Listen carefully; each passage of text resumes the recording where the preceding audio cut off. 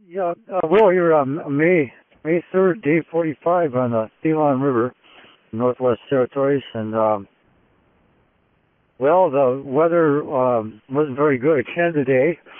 Uh, North wind, white out, and I traveled all day. Did about a 10-hour day against the wind. It was a warm day. It got up about 28 above, and the wind was kind of strong, about 20 miles an hour right now.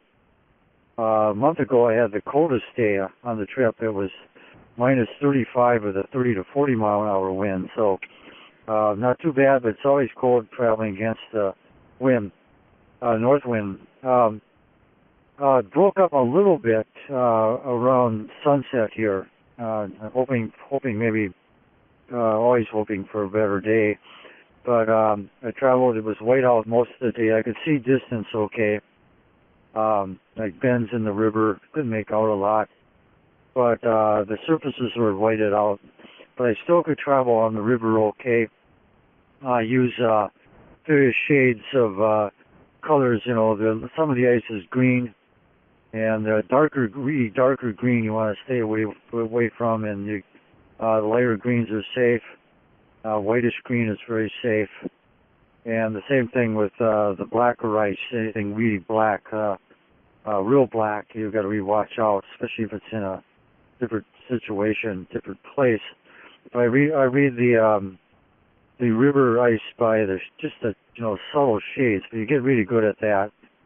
And but it's really tough because you can't see the snow drifts. It's just hard on the ice. At the end of the day, you get almost kind of a light buzz, almost like a vertical, but you're going up instead of down. You're just a little bit displaced after 10 hours of it, and it takes 4 or 5 minutes. Once you settle down again, take your sunglasses off, and that things are fine. I did see a band of caribou, about 40 of them, cross the Thelon. I did see a lot of other tracks. These are heading west. I don't know. They just might be local animals. They might be part of this other herd. I'm not sure, but I'll find out. A lot of fresh wolf tracks, and they'd be following the wolves, or following the caribou, and a couple of muskox tracks, pretty fresh, but no sightings on those. And the ice is, I think I was cut off yesterday. I was talking about jam ice. Jam ice is when the ice freezes in the fall, and then it breaks up again. Either maybe the water might rise, or you might get a thaw, and then you get these plates of ice that raft down the river.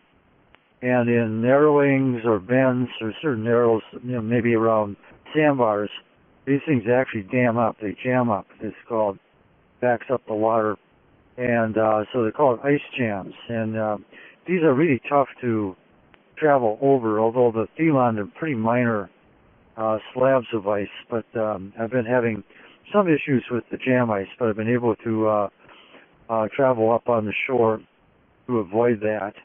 And there can be holes in the water there.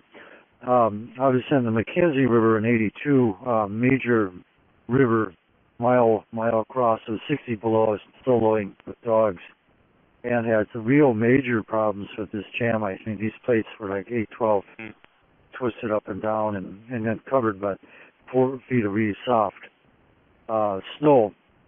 And I relayed my load. I actually ran out of food and went the last 3 days without, but I did manage to get out okay with the dogs and everything. But I've had a lot of experience with the jam ice. But pretty minor here, but it could be a problem down the line.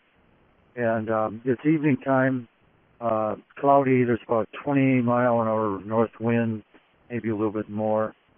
It was nice to get in, but the temperature was dropping. But I'm hoping for that spring day tomorrow. So anyways, March 3rd here, 8:45 on the Thelon. Will, over and out.